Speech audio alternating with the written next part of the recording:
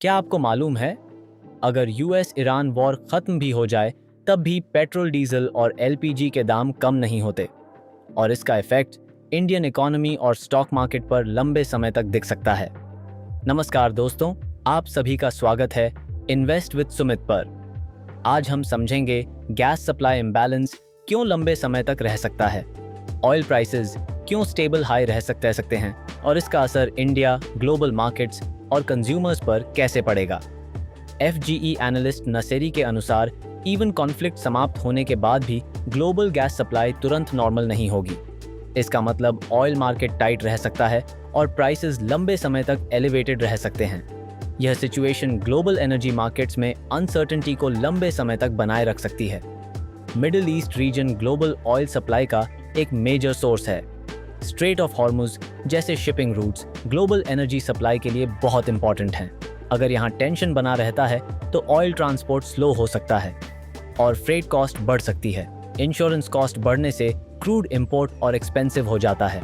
High crude prices global transportation cost बढ़ाते हैं।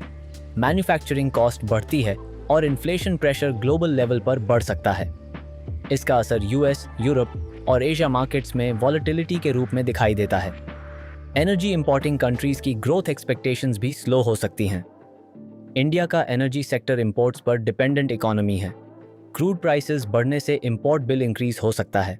Import bill बढ़ने से रुपी पर प्रेशर आता है और करेंसी वीक हो सकती है।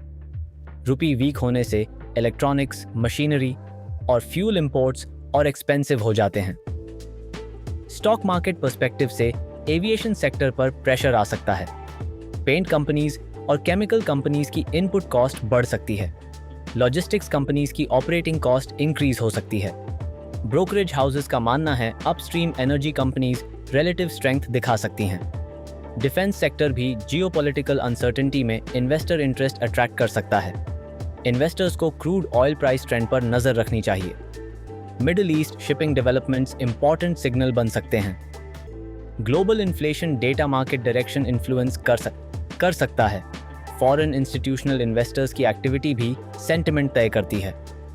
अब बड़ा सवाल यह है, क्या ऑयल प्राइसेस टेम्पररी स्पाइक दिखा रहे हैं या global energy supply structure long term change की तरफ बढ़ रहा है।